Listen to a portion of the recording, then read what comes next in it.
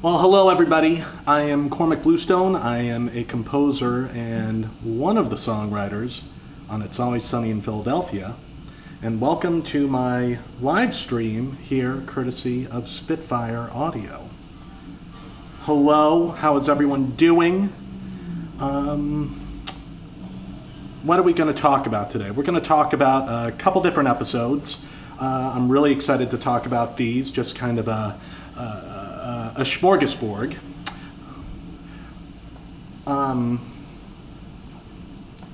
So what are we going to talk about? We are going to talk about episode 1407, Waiting for Big Mo, the season finale from this past season. We're going to talk about episode 1205, Old Lady House, a situation comedy, one of the songs, the lyrics and music in it. We're going to talk about episode 906, The Gang Makes Lethal Weapon 6, which is ironically not the first Lethal Weapon episode of It's Always Sunny in Philadelphia. We're going to talk about some of the score from that. And then we're going to talk about episode 907, The Gang Saves the Day. Actually, we're going to flip those around. We're going to talk about The Gang Saves the Day first. Some of the songs and music in that. So, hi, hello, hi. Great, good. Rum Ham is always in the key of D minor, which is also the saddest key of all time. Let's get started. We're going to watch a clip of from Big Mo, and then we're going to break it down. Here we go. Pew, pew, pew, pew. What are you doing, man? Pew. Oh, I'm killing it out there. I haven't been hit once. It's really a lot of fun. But I wanted to come in and hang out with you guys. Hey, Charlie, you want to do some riddles? No, we're not just. No, that Yes, doesn't. I do. Hit me. Is a fart a ghost? Is a fart a ghost? Well, that's a hard one. I don't know. What's the answer? Yeah, it's a ghost of lunch. Very good, man. riddle. That's a good one. Great. Yeah, All right. yeah. So, And you know what? go. That's also making me realize, dude, I'm pretty hungry, man. Oh, yeah. Yeah. Whoa, get some cheese out of your shoes. Yeah, you know what? I couldn't fit any because I got these stupid 5-finger shoes. Yeah. Hey, get back out there, man. Yeah. No, well, actually, go out to the lobby really quick and get me like some chicken wings. You want hot sauce? No, on I it? forbid it. Cheese. Absolutely not. What, dude? What is the big deal, man? What's the big deal? Who even cares? I mean, this pack's not even on. Crying out loud. Charlie? What do you say? Nothing. It's time you told him. No, it's. It's time. My pack's not on? We turn your pack off so that when you're running around getting shot up, our team doesn't lose any points. But my gun still makes noise. Well, no, well, that's you doing that, bud. No, it isn't. Pew, pew. Yeah, see, that's you, bud. Oh, that is me. Yeah. Yeah, man. So I'm not part of the team. No, you're very valuable part of the team. You know, you're an amazing decoy. You know, you run around, and you're screaming, and you add sort of like a monster element to the game that distracts and frightens, but entertains the kids, and you know, so that Mac and Dee can shoot their bases from the ducks. I'm the monster of the game? Well, yeah, but like you're like a fun monster, like the Cookie Monster. I'm the Cookie Monster? Not really. you No, know, well, I 'cause guess not because there's no cookies. well, and also the kids are scared of you, and they're not really scared of him. No. But you know, we need you out there because you're very valuable to the formula, and the formula works. You know what I mean? You can. I'll tell you what. Go back out there, and you know, just you can still make the sounds. This is really sad. No, I'm gonna turn this pack on. No, stop! I got it. I'll do it. Yeah? Yeah. All right. Thanks anyway, Charlie. He's gonna do it. Ooh, that makes some good sounds. It's cool, right? That's really cool. Oh, I'm all set. All right, get out there and kick some ass, pal. Pew, pew, pew.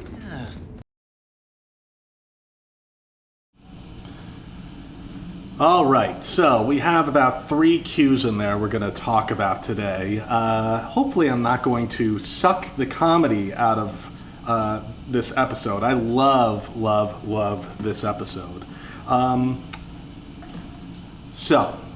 Let's talk about this first cue right here. Here, I'll just play through it. Yep, you got it. That was a hard warning. Pew, pew, pew. What are you doing, man? Oh, I'm killing it out there. I haven't been hit once. It's really a lot of fun. But I wanted to come in. Great. So what makes this episode so unique? for me, it's one of the few times I actually got to score Sunny. Most of the score from Sunny is from a music library, so it's rare we actually get to do something very different with it because that music is so perfect for the show. This episode has a flavor all its own, kind of a Waiting for Godot type feel throughout the episode. So what are we looking at here? This is Danny's first entrance of the episode. They're playing laser tag, and definitely the world of Sunny is very different, especially anytime they're out of the bar, but especially in this episode, things are a little different. So what was I going for here? For me, when you sit down to do comedy, it's about supporting the given circumstances of the episode. I spent a lot of time in my life trying to make things funny. You're trying to make them funny. Can't make them funny. You really got to support the given circumstances because, I've been lucky enough to work on Sunny, and the script is already funny. The story is already funny. We can't play it for laughs. We actually have to play it for the truth. So in this episode, in this cue, I kind of wanted to start with almost an alarmist entrance here, which is what the French horns are about. They have this kind of big bend and modulation in them, and you can see how much modulation I put in this thing. Here, let's hear just the horns.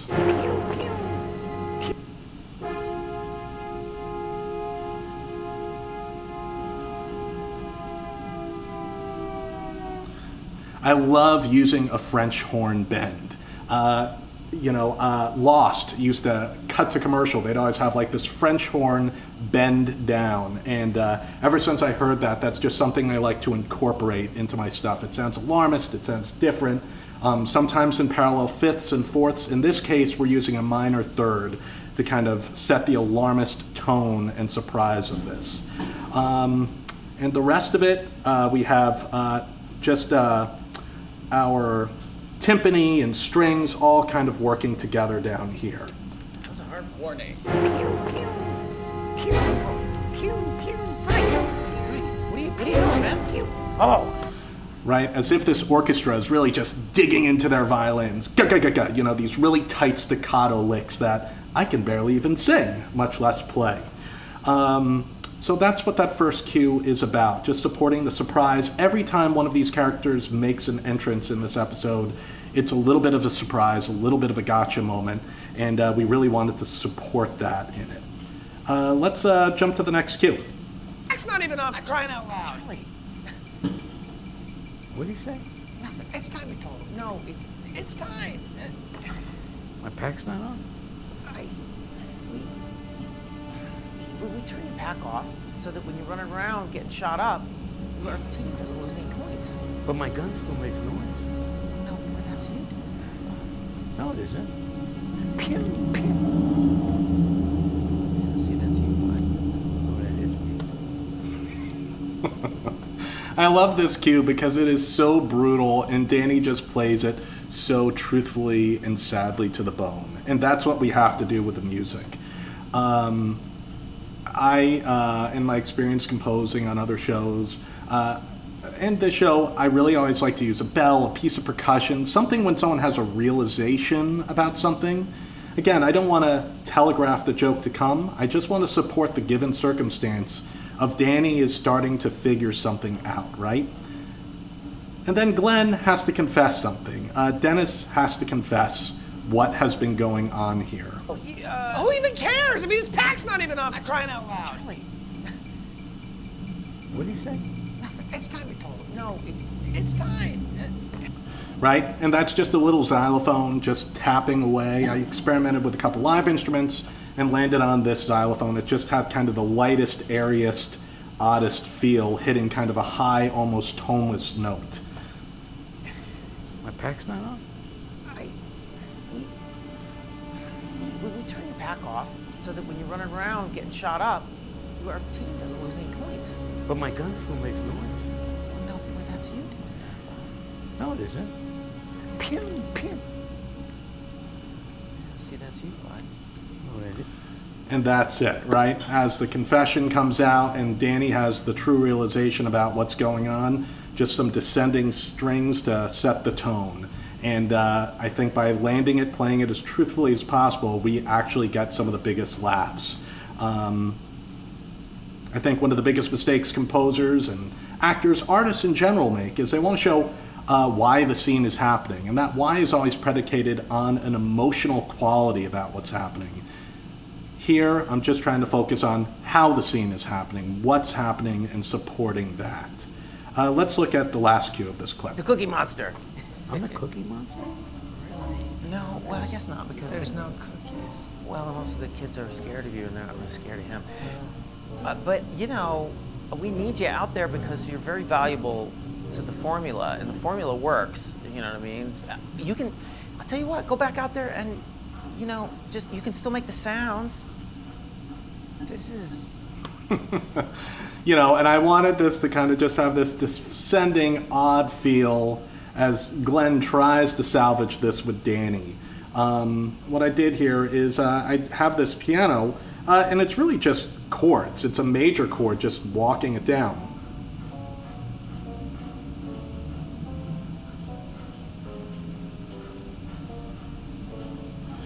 And then I essentially doubled it with the strings, but to make it feel a little off, the strings kind of echo the piano. So we have this kind of slapback delay between piano and delay.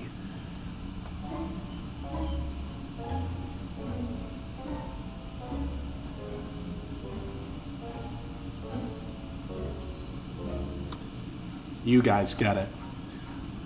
The whole purpose of it is really just to keep landing the drama, because the drama is what makes this so funny, these realizations about the game. Let's go on to another clip from this episode. Hey, what do you think he looks like? Who? Big Mo. I don't know. Some fat little brat, probably. Oh, is that a riddle? What? What the kid looks like? Is it a riddle? Charlie, do you not know what a riddle is? Yeah, sure. It's like a thing you don't know, right? No, it's not just a thing you don't know. It's like a puzzle. All right, here's a riddle. The more you have of it, the less you see. What is it? Cantaloupes. What? Cantaloupes is your answer, because if you're holding a pile of cantaloupes, you're not going to be able to see very much. Right, You know? no. Especially if it goes past your face. No, that's not the answer. You tell me you can see through a pile of cantaloupes? That's not the answer to the riddle. The answer to the riddle is darkness, right? The more you have of it, the less you see. Darkness. Yeah, but how are you going to hold a pile of darkness? God, Does that make you...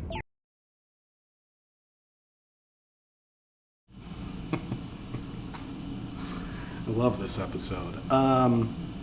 So let's take a look at this first clip. This is coming back from a commercial break. Hey, what do you think he looks like? Who? Big Mo. I don't know. Some fat little brat, probably. Oh, is that a riddle? What? What the kid looks like? Is it a riddle? Charlie, do you not... And at the mere mention of the riddle is when we bring in this little piano theme to kind of just heighten the mystery around it. This episode has definitely got a Waiting for Godot feel, but the other thing about it is it has a feeling of the third man. We're constantly talking about this guy, Big Mo, and building him up in our imagination. And obviously, the more Dennis talks him down, the bigger he becomes in our mind. The more Charlie talks him up, the bigger he becomes in our mind. So we're kind of just exploring their heads, which is why we have these wandering little percussive sounds on top of these flowing strings. Hey, what do you think he looks like? Who? Big Mo. I don't know. Some fat little brat, probably. Oh, is that a riddle? What? What the kid looks like? Is it a riddle? Charlie, do you not know what a riddle is? Yeah, sure. It's like a thing you don't know, right? No, it's not just a thing you don't know. It's like a puzzle. All right, here's a riddle. And then we have those, quick little tremolos in the violin towards the end of it as Dennis turns back to Charlie, right? One of my favorite things about Dennis's character is how frustrated he gets with this group. He's the highest intelligent, he has the most intelligence out of them, but of course it drives him nuts to be around them. So anytime I can support those moments of Dennis getting more and more frustrated with the situation, the better. Terrific. Let's look at one last cue from this episode. Nobody came to his funeral. According to this, his employees all hated him and his family barely knew him. I mean, the guy was miserable. But he spent his life building this empire and it all meant nothing? Shit. So Rutherford be rich. Rutherford be successful as all hell. But you know what else Rutherford be? Rutherford be right. Because it all means nothing if you're not enjoying it. The dollar bills, you know, the reputation, the longevity, even the game itself. What the hell does it matter if you're not having fun? You know, if you're not having fun anymore, then screw it.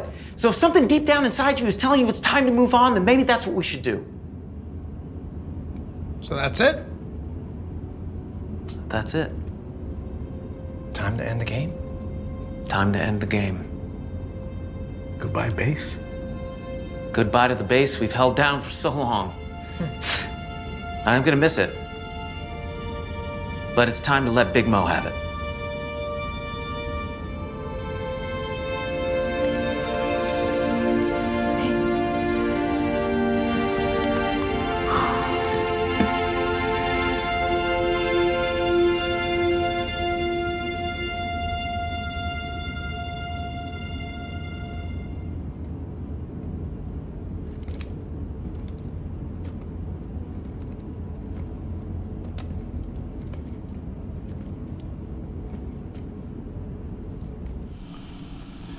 And of course, at the end, the gang reveals themselves and they shoot the hell out of Big Mo. It was all just a ploy. So we're going to talk about the string part at the end. There was a cue earlier in there, but actually that's from the library. Even when you're scoring, you're constantly competing with the library. You're just trying to compliment the library is trying to compliment you, and it's a great cue under Dennis. For the strings, here, let's take a listen to them right here. I just wanted it to have a very classical, like Beethoven the second movement, or if you've ever seen the Actors Studio, that piece of music, something that just feels very warm, like a blanket, as we try and have one of the truest moments of the episode, nay, maybe even the series. That's it. Time to end the game? Time to end the game. Goodbye, base. Goodbye to the base we've held down for so long. I'm gonna miss it. But it's time to let Big Mo have it.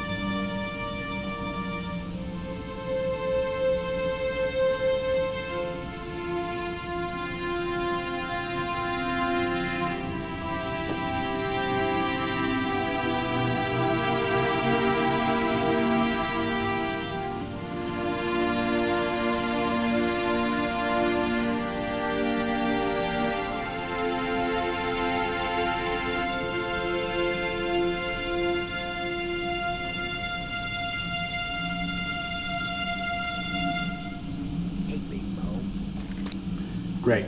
And actually, when this went to the mix stage, a couple things changed. When we looked at the clip before, the string part was a little bit shorter. They wanted to end it at a different place. We'd even locked it, but things change on the mix stage all the time. And luckily, the cue was something that was easy to cut and add some flow to. So, that's waiting for Big Mo. Let's go on to something a little more fun, what I think Sonny is a little bit more known for, the comedy. We're going to look at an episode. This is from The Gang Saves the Day. This was the 100th episode of It's Always Sunny in Philadelphia. Everyone in this episode had a fantasy. In Dee's fantasy, she tricks a robber with a disguise, and then she goes deep undercover, which somehow becomes a sitcom as a butler. So we're going to look at just a little bit of the clip of where Dee is pretending to be a butler. You're the best, Mr. Covington. How long are you staying with us? Well, Sarah, something tells me I'm gonna be here a long time. Why is that? Your sweater's on backwards. Paper plates for dinner, house is a mess. Life for a single parent is full of stress. Makes you wanna put a gun in your mouth or get real high. But with a little help, I think we'll just get by. Awesome. Before I go on, what kind of modulation am I using from Condor? What kind of modulation am I using? Standard modulation, but the modulation affects the expressiveness with my samples that I use. Here, let's look at the lyrics for Covington House. This was something that I got to write the lyrics for and the music for. I'm a big fan growing up of Mr. Belvedere, so to get to do a parody of it was a lot of fun, a parody of it for TV. Lyrics are definitely a little dark, but because the whole thing has a fantasy element, we felt we could get away with it. If you know the lyrics to the Mr. Belvedere theme, it starts with the lyrics, streaks on the china, never mattered before, who cares? When you drop kick your jacket, when you get to the door, no one stares. So in putting these lyrics together, I just wanted something that really was the sunny version of Mr. Belvedere. So rather than streaks on the china, it's, forget the china, it's just paper plates for dinner. Paper plates for dinner, house is a mess. I mean, drop kicking your jacket, you know, boom, it's still a nice house. And obviously the problem with that is you have a coat hanger. House is a mess. The whole Mr. Belvedere motif of the song has this constant we, us, them, us, kind of a very family element. This is clearly going to be a show about a single dad, which is why I want to start building that motif. Life for a single parent is full of stress, and then an awful, awful joke makes you want to put a gun in your mouth and get real high. Just what that stress would add up to in this fantasy world of this sitcom. But with a little help, I think we'll just get by, which is a nod, again, to the motif of that song. When we did this, the boys loved it. I sent it off, but the one thing we were a little worried about is it wouldn't pass network, because sometimes that happens. Sometimes we just have to make sure everything we're doing is going to, you know, fit for the general population. So we did a safety. I'm going to play you the safety with the lyrics.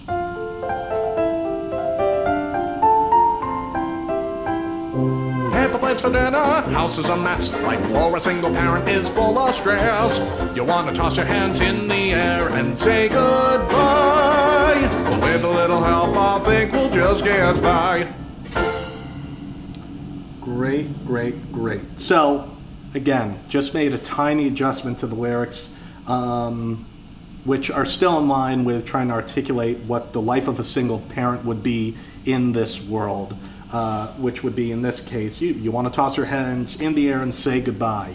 And I think that also had a little bit more groove to it. You want to toss your hands in the air, right? So it's just a fun little thing. Here, let's take a look at the actual session just for fun. Obviously, I'm a Logic user. If you use Logic, you probably are experiencing the awesome new update of 10.5. Of course, it makes everything else in my session feel a little weird coming out. So here's the session of it. I see a couple of you are saying the music's a little low. I'm going to do my best to raise the volume a little bit. I'm just going to pull up the master because that's always a good idea. So here we have this piano motif that plays at the beginning. And of course, in Logic's own way, it's changed the piano sound. I'm just going to drop in the good old Rosendorf.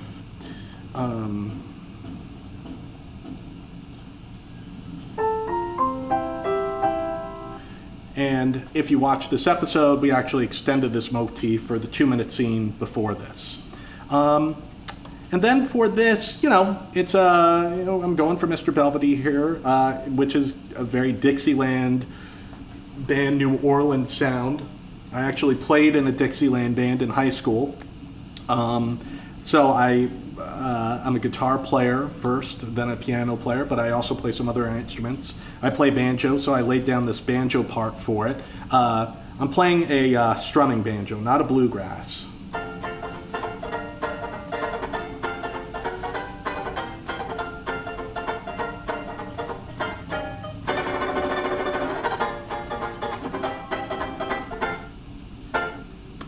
That is my best Eddie Peabody I can do, the great Eddie Peabody. And because this was built in an early session, I'm sure you'll all recognize the fact I used to break my drums and break my drums out, and now we have folders and we have stacks. But the drums are not going to sound good. Okay, and then back when I was doing this one, I was using the Aria pack for all the brass, and that's how I executed the brass for this. So putting it all together. Grandpa waits for dinner, house is a mess, like all a single parent is full of stress. Make sure.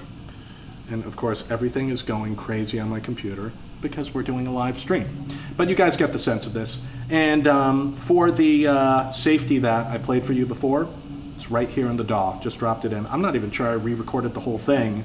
I just copied it and then did a couple passes of it and dropped in the take.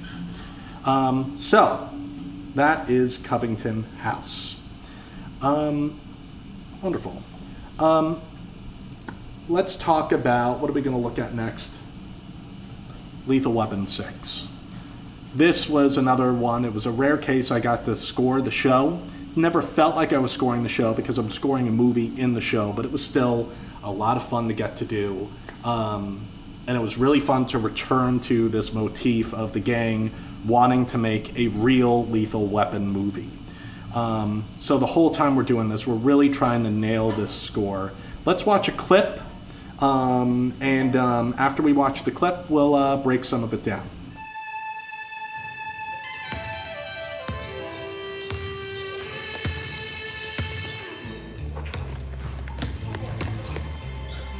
In your face, son.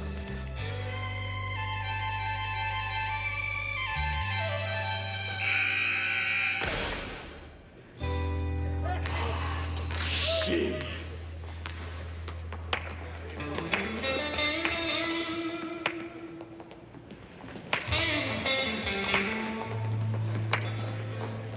Riggs, what the hell are you doing here?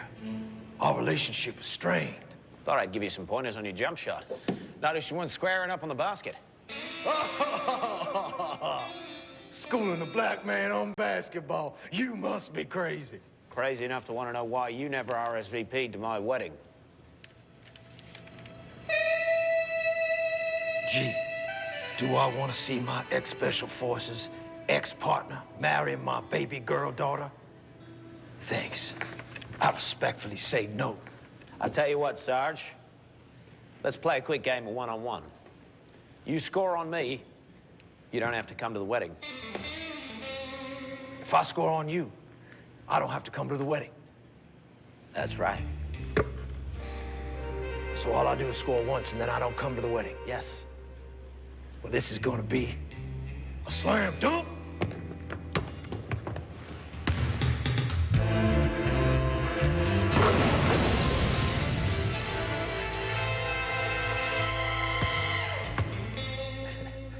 Break a leg. Hell, break both of them.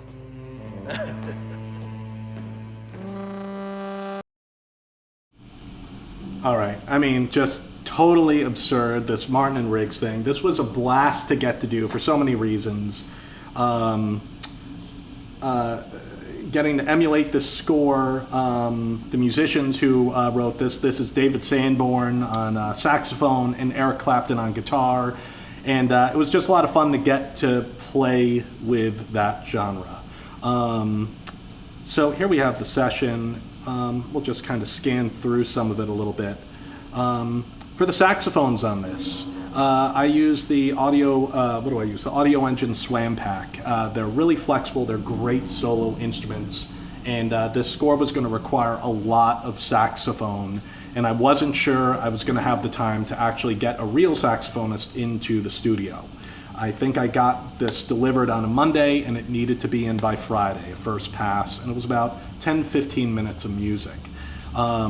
So I'm really excited when I have something like that that's flexible, it's easy to use, and sound great.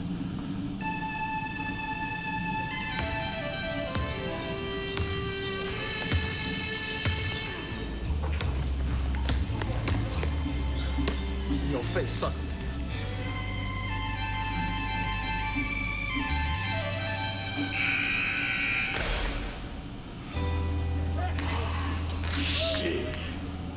and you guys get what I'm going for. You know, the saxophone and the guitar represents Martin Riggs' relationship throughout the whole thing, and it's done with music. Yeah, I'm supporting who we're seeing, and then we're about to discover Riggs as he pops up. And getting to do like just a, you know, slow hand impersonation for this. Super fun as we reveal Glenn.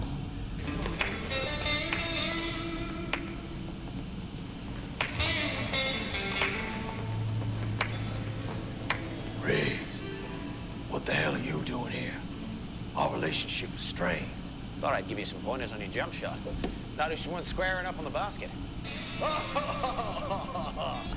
Right? So then I get to emulate what's happening with the music underneath them, you know, and help play up the relationship. Again, try not to play joke here. I'm trying not to play laughs. There are all these little mistakes in it. Rob walking from this long distance, and suddenly we cut and he's right there.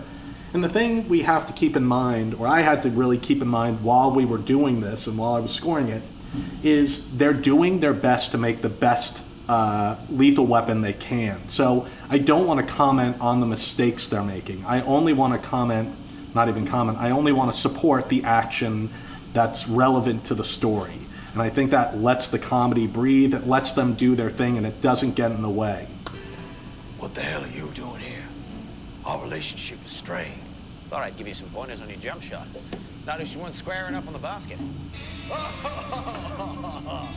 Schooling a black man on basketball. You must be crazy. Crazy enough to want to know why you never RSVP'd to my wedding. Now, I love this because they're playing out what they think the relationship and where these characters would end up in Lethal Weapon 6. And the crazy thing about that, the fun... Oh. I'm off. Oh, great.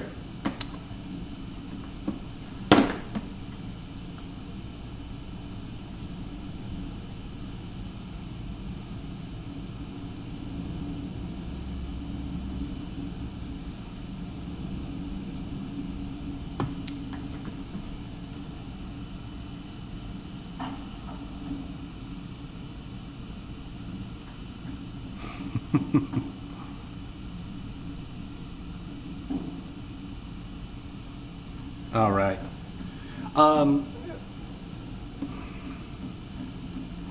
Hello.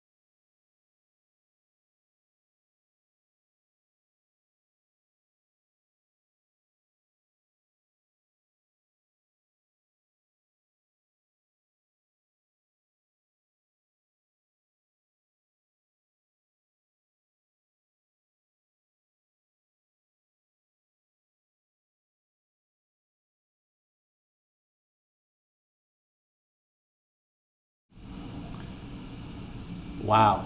So YouTube really has it in for me. Unbelievable. Unbelievable. All obey the corporate overlords.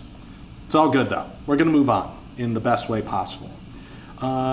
So let's get back to the session. Forget where I left off. I'm just going to jump in right here. What I love about this episode is the guys actually reimagined, as true as they could, what would happen next in Martin and Riggs' story together, right? That's kind of the fun part of this. And in this, Riggs is going to marry his daughter, which kind of makes sense. It was a motif played in the Lethal Weapon video movies that she had a crush on him. She did a condom commercial, and here we are that they're actually going to get married. It's actually the perfect union. So I have this blazing saxophone here as we kind of get the sense of family and all these things. I want to know why you never RSVP'd to my wedding. Gee, do I want to see my ex-special forces ex-partner marrying my baby girl daughter? Thanks. I respectfully say no. I'll tell you what, Sarge. Let's play a quick game of one-on-one. You score on me, you don't have to come to the wedding. If I score on you, I don't have to come to the wedding. That's right. So all I do is score once and then I don't come to the wedding, yes? Well, this is gonna be a slam dunk.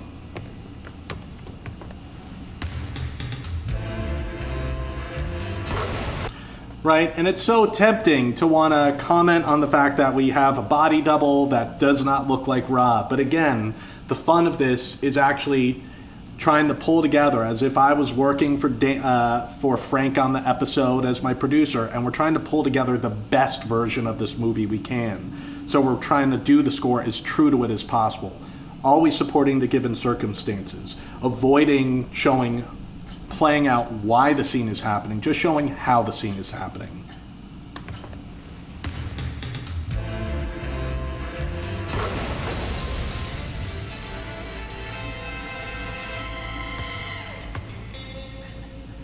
Break a leg. Hell, break both of them. Wonderful. So, that's Lethal Weapon 6. We're going to look at another clip. And when I say we're going to look at another clip, we're actually going to just look at it in the session. So just give me one moment here.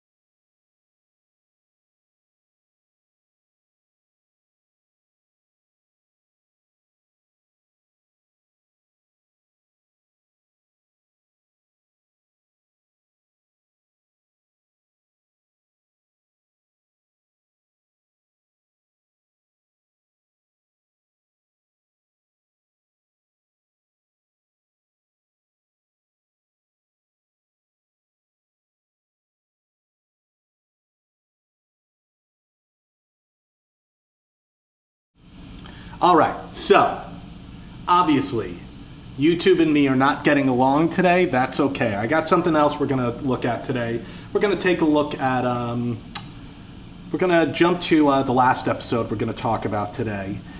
This is from an episode called Old Lady House, a Situation Comedy.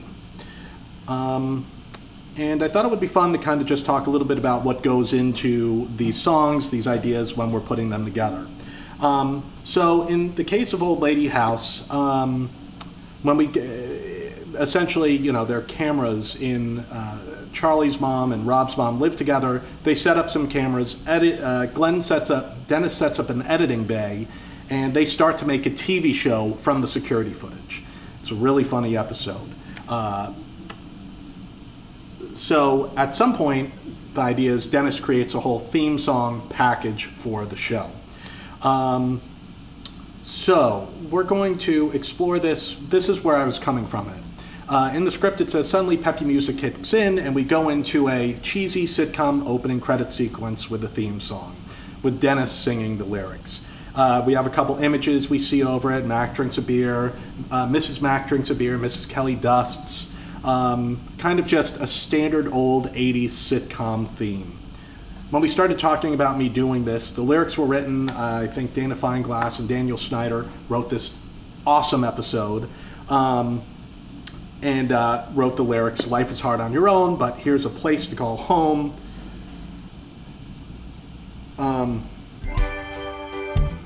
Sorry, I can't play clips. But you guys get the end. So that's going to be the joke. Life is hard on your own, but here's a place to call home. It's Lady House where there are no laws. It's Lady House, there are menopause. At Lady House, you'll never be alone. So I really wanted to honor those lyrics. So what we ended up talking about doing is, why don't I just do a couple different versions for the boys to kind of go through and figure out. So what I ended up doing was trying to actually emulate some of my favorite theme songs from the 80s, from when I grew up. And maybe you guys can guess what I was going for. Here's the first one. Life is hard on your own, but here's a place to call home. It's Lady House where there are no laws. It's Lady House there in menopause. At Lady House you'll never be alone. I don't know. Can anybody guess what I was going for there on the live stream? So that was a fun one. Originally, we were actually going to go into the studio and record. I'm going to play you 4 today. We were going to record all of them and then make the decision about it a little later. Let me play you the next one, and hopefully I'll have some guesses for that first one in a minute. Life is hard on your own, but here's a place to call home. It's Lady House where there are no laws. It's Lady House there in menopause. At Lady House you'll never be alone. Great. And if you know this episode, that's the one we actually landed on, and Glenn sang that. Glenn sang the lyrics, he sang the backup vocals. Part of the reason we ended up not recording all 4 of these is because we recorded this music, this theme song, the same day we recorded all the studio tracks for The Gang is Black. So if you know The Gang is Black, it is a massive, massive show. Charlie wrote all the music on it. I produced it, the music, and it was a big day. All the cast was there. Scott Bakula came in and recorded his parts. And of course, in my mind, I thought, this is great we're doing this studio recording, but this cast always kills it on set too. And when you watch The Gang is Black, a lot of what you're hearing is actually them singing on set. They're just really good at it. Anyway, do I have any guesses about it? Always the violas. It is always the violas, isn't it? Okay, maybe some guesses later. Let's go to the third version of this. This one's a little harder, a little cheesier. Life is hard on your own, but here's a place to call home. It's Lady House where there are no laws. It's Lady House there in menopause. At Lady House you'll never be alone. I feel like I always have to make excuses for my singing. I'm just trying to get it out in key. And I live in New York City. I think I recorded that in my apartment with a wife and baby next door. Or at least a wife. Okay, so that was the 4th one. This is where things get interesting. If you know your Sunny history, they actually made a Lady House sitcom years ago, I think on the season 8 DVD. And I did all the music for that. So when we first started talking about this one, I was surprised that we wanted to do new music for it because we had already done the theme. And here's the last one.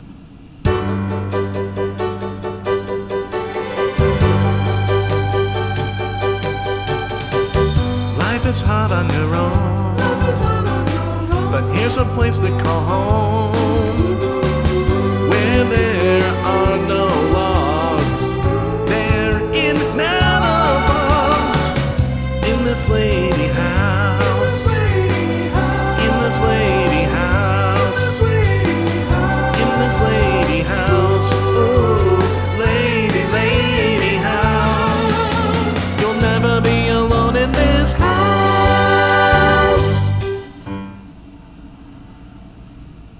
Oh, very nice. Family Ties, almost. I was going for Full House. Yikes. But Family Ties is a pretty good, sounds like an MTM production. Yeah, I was going for Moonlighting on that. I love Moonlighting. So anyway, those are the 4 versions that we presented to the boys. Just a little more history about how this all works at the end of the day. When I first got the assignment, I did my first drafts. Each one of these songs were actually about a minute long. And then I got a note, can they be 45 seconds long? And I did that. And they didn't want to make a decision. And then I got another note, can they be 30 seconds long? So, you know, it's a process getting all this stuff done, keeping it fresh, keeping it funny.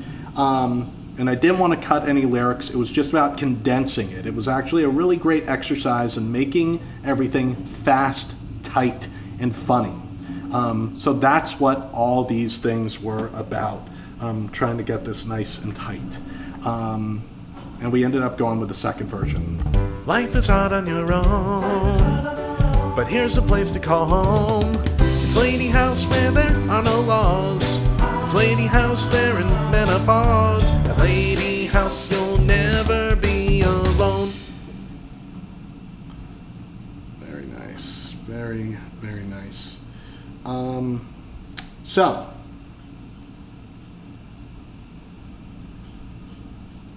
I'm going to hang out here for one sec. That's kind of all I'm going to show you guys today. I'm sorry that YouTube rained on our parade today, and so it goes. Does anybody have any questions? I'm just going to quickly go through some of the comments. Matthew Wang, I see you're here, man. Thanks for coming today. Yeah, no day, man, today. Is good, the YouTube algorithm. Yeah, it's so good. Thank you. Yes, Carson. They think it's the real Lethal Weapon. Yeah, that's true. Yeah, maybe it's too close to Lethal Weapon. Thank you. I actually, out of all the emulations and things I do, I felt this was actually one of the furthest away from what I was given. I really just tried to find my own way with these tracks. And I'm back. Yeah, it's kind of amazing what these guys get away with. Oh, thank you, Carsonic. Johnny Moore.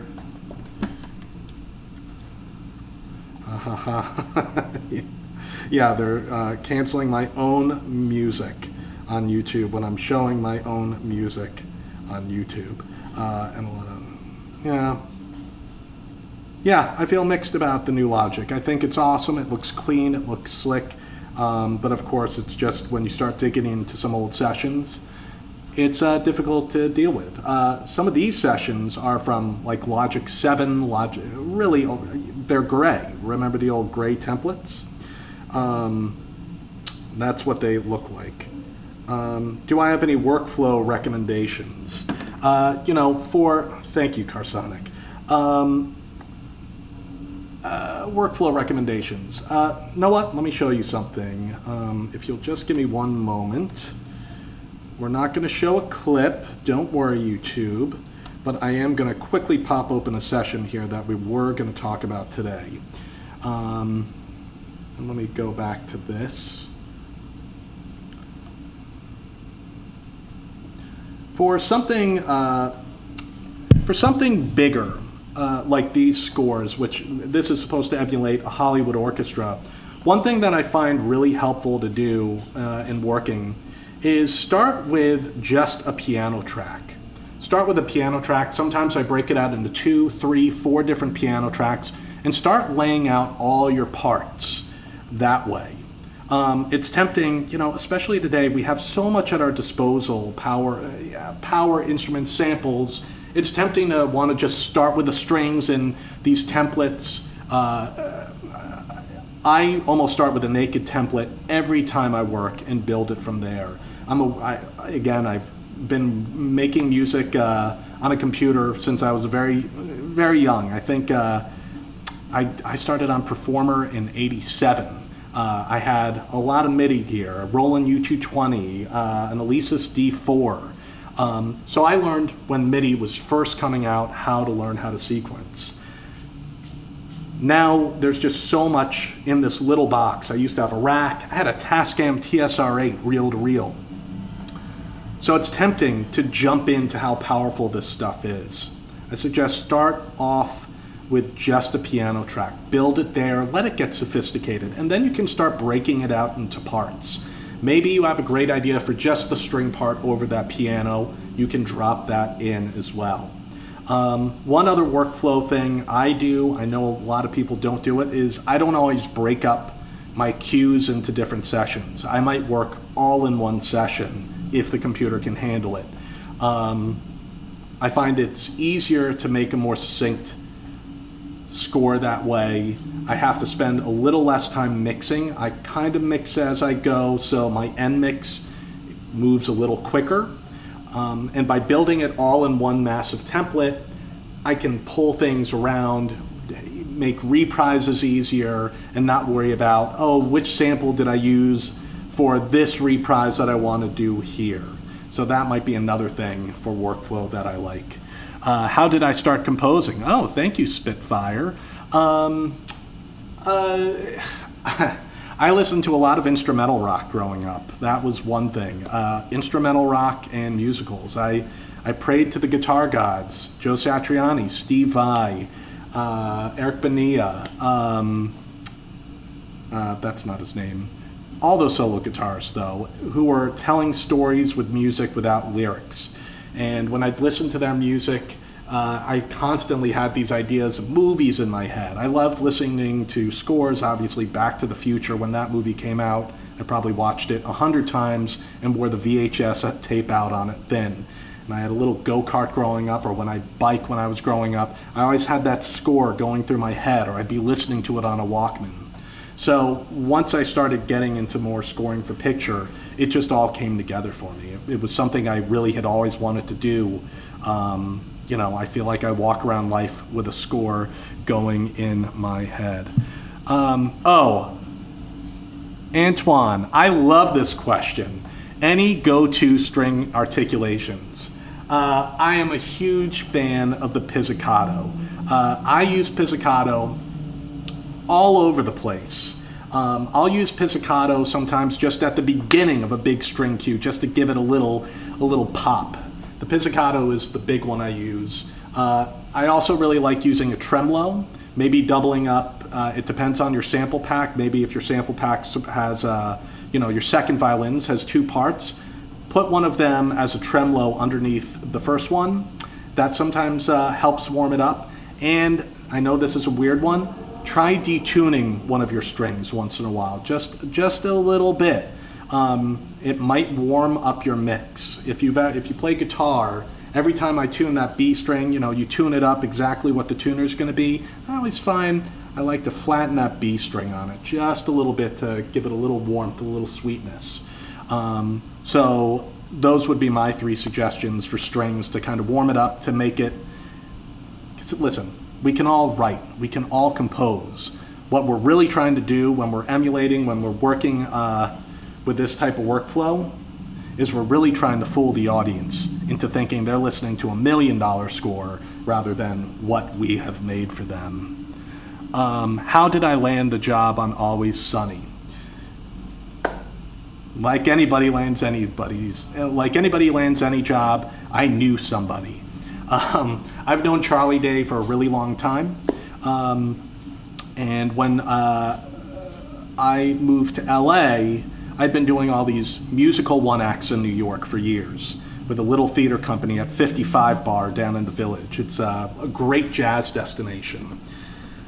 And when I moved to LA, I decided to do that show. We had some friends who had been producing a version of that show there. And I said, we have 5 years of material. I had all these friends coming from New York. Let's do the best of the best. And I was writing these 10-minute comedic musicals in New York.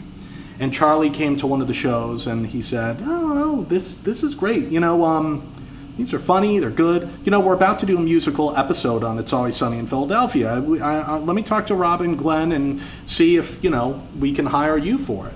And that episode was Nightman Cometh. A bunch of people wrote the script and the lyrics, and I got to co-write the music with Charlie. It's one of the greatest experiences. And because Nightman was, I think, such a success for the show, they just kept asking me and hiring me to do different things. And so I actually got to learn a lot of chops by working on Sunny, because after that, we did the Christmas animation. So it was the first time I got to score to animated picture, working with animators as the, claymation came together. Obviously the Lethal Weapon, the songs, the comedic songs.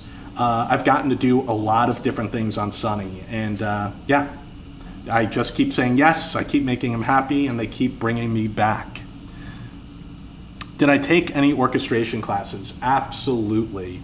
I grew up playing guitar and piano, so I had a little bit of base of music theory. In high school, I really dug into music theory, started learning about instruments, arranging. I still do a cappella arrangements. I love to arrange music. And as I kind of got further and further in my career, I started having to do more, learning on my own. One of the toughest things to emulate over the years was brass instruments. So I bought a trumpet and I bought a trombone and started to learn how to play them and develop my embouchure. Not so I could play the lead parts, but being able to mix a real instrument under a virtual one definitely gave it that warmth and flair that the track needed to really fool the audience's ear. And of course, learning how to play those instruments, you learn how to arrange them too. Starting to learn how to do drop fifths. I usually work in the DAW. Sometimes I actually like to jump right. I actually like to notate and score. It depends on the cue. I did a show last season at Fox called The Cool Kids, and there were a couple classical cues. And I just found it a lot more fun to write some of the music in notation and then drop it MIDI file into the DAW and mix it that way. My pleasure. Did you take any orchestration classes? Go-to string articulations. What's your favorite kind of ham? A spiral cut ham. We have one every Christmas. Are there any other questions? Are there any other resources we check out to learn more about this sort of thing? I think it's about paving your own way in this industry. I'm going to say this even though, they kept cutting my stream today, but YouTube is an excellent resource. I find myself constantly going back and looking at some filmmakers and people who are teaching music. And sometimes I'll be sitting something and thinking, I know this, I'll know this. And then I'll get that great tip that helps me either technically or arranging. So I still think the internet, I'm sorry to be that unspecific, but is a great resource. For you, if you're trying to figure out, be specific with what you're trying to learn. Don't try and learn music scoring altogether. Figure out something specific that you want to learn. Figure out a composer whose style you like or a type of movie you like. Example, for years, I've been trying to get on a film, a show, a project that allowed me to do a John Carpenter synth score. I've never really gotten to do one. I know I can do it. I'm a child of the 80s, and I'm actually working on it right now. I'm doing a feature film called Hell Wanted that has that very score. And as I started to get to work on it, that's when I could kind of be really specific about learning about oscillators. I don't get to use a lot of synthesizers, but now I finally understand oscillators and filters and FM synths because I got a project that was specific and I had something specific to look for. So that's what I would put to you as far as resources. Be specific about what you want to learn, and then go for that. If any of you ever use After Effects, and I use After Effects every now and then for visual stuff, and someone will say, oh, I want to learn After Effects. And saying I want to learn After Effects, you got to be more specific than that. What do you want to do with it? It's a powerful tool. Who said that? Oh, my pleasure. Any last questions? Has your style changed over the years? Mario, thank you for that. Yeah, absolutely, my style's changed. Like I said, I think I spent a lot of time trying to be funny with comedy and trying to elevate the comedy. And now I have learned really to trust the people I work with, the scripts I work on, the directors. It's no skin off my back. And because of that, I think I can do a more mature score. I'm willing to kind of sketch things out a little bit, take bigger chances that aren't going to affect time and production. That's a big one. And because I've gotten to work on so many things with temp tracks, every time I get a temp track, I feel it really stretches my vocabulary. I love working with a temp track. As long as it's not been, someone's been looking at it for a year, then you're kind of stuck. But I think the fun of working with the temp track is it stretches your vocabulary. And yeah, that for me, that's absolutely changed my style. And obviously the technology changes your style too. The instruments we're able to use, the workflow, all that definitely changes things. Sammy boy, where do I put my feet? Well, not on the stage unless you're in showbiz. Great to hear that. Love that episode. Nightman, great tip. Wonderful. What are your favorite YouTube channels? Oh, thank you, Matt. My favorite YouTube channels, I love Corridor Digital. I love Corridor Digital. I used to love what they did back in the day. I wish they'd make more shorts. They were the best combination of story and visual effects.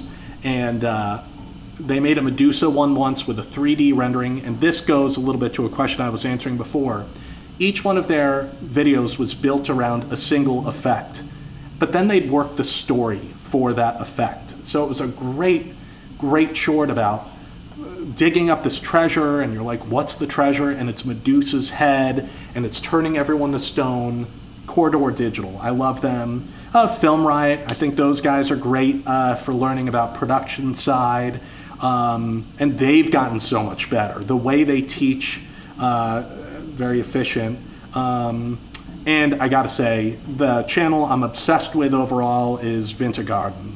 If you're not watching Martin build the Marble Machine 10, you are missing out. I've been following that channel for a year and a half. It is incredible to watch Martin build that machine. I'm obsessed with it. I watch every Wednesday. Matt, my pleasure. Do you have any books you'd recommend? Books, Elemental Harmony, it's kind of a textbook, a music textbook, but I find myself always going back to it. It just has a beautiful way of laying out counterpoint, the evolution of music, without too much history, without overburdening you with theory. Elemental Harmony. And the other book, which is great if you're also a musician, because not all composers are musicians today, is Effortless Mastery. That book is incredible, and it will give you a whole new perspective on how to play your instrument, how to approach your instrument, how to think about goals, practice, and executing music.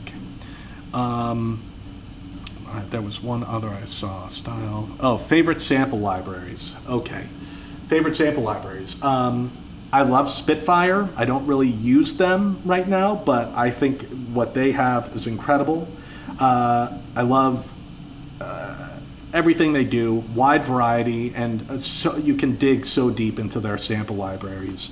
I love East-West. Sometimes it can be a little buggy, but I find it really flexible, and I love the way I can work with it and build my articulation templates and logic. It's terrific. I use the ARIA player once in a while, and obviously, as I mentioned before, Audio Engine, the SWAM audio player, the saxophone packs, their solo instruments are incredible. And I think they do almost every sample, woodwinds, all that stuff. So if you find yourself needing a great solo, I did all of the Lethal Weapon with their saxophone packs. They are incredible. I know it's a Spitfire channel. It is what it is. I guess if there are no more questions, I'm just going to wrap it up and say this has been such a pleasure. I've been so lucky to get to work on Sunny for so many years. I hope I get to do something like this again, and we'll talk about more episodes. And for all you aspiring composers out there, just keep composing. You meet someone at a party who's making a film, don't be like, hey, I hope you think of me for composing. Say, hey, I want to do your film. Be that guy. Kick down their door. Take it. I guess I'll leave with, what's my favorite podcast? Matthew Wang's Composer Talk. And you can hear me talk on episode 4. I'm going to boogie, guys. Thank you for a great experience. Life is hard on your own. And of course, I tapped a button a little too early. Not something that is taught. Did you have to work at this, or did it come naturally? Okay, I'll answer a couple more since they're coming in. Thank you for saying that. I try and be an easy person to work with. This is a business of people, and it's all about your ability to work with people, being flexible. I remember I did a short film with, I was producing a short film that a friend of mine, Heath Cullens, was directing, and he actually directs a lot of episodes on Sunny. And I said, we were working on a shot, and I said, hey, what do you think? I don't want to intrude, but do you think, what if we did X, Y, and Z? And Heath was like, great idea. Please, spit them out. I do not care. I do not want to, have so much ownership. We're all trying to get to the same place. So, Clark, thank you for saying that. Yeah, it comes naturally, and it's part of the job, trying to be easy, be amendable to notes, being positive. And we all need to be positive nowadays, don't we? Thank you, super helpful, excellent. With that, if you want to continue the conversation, you can hit me up on social media, on Twitter and Instagram. I am one of those people, if I get a follower, I will go and listen to your page. I just love to listen to music. I love to hear what other people are doing. I hope you guys do too. And thank you for a great Spitfire session. Stay safe, stay healthy.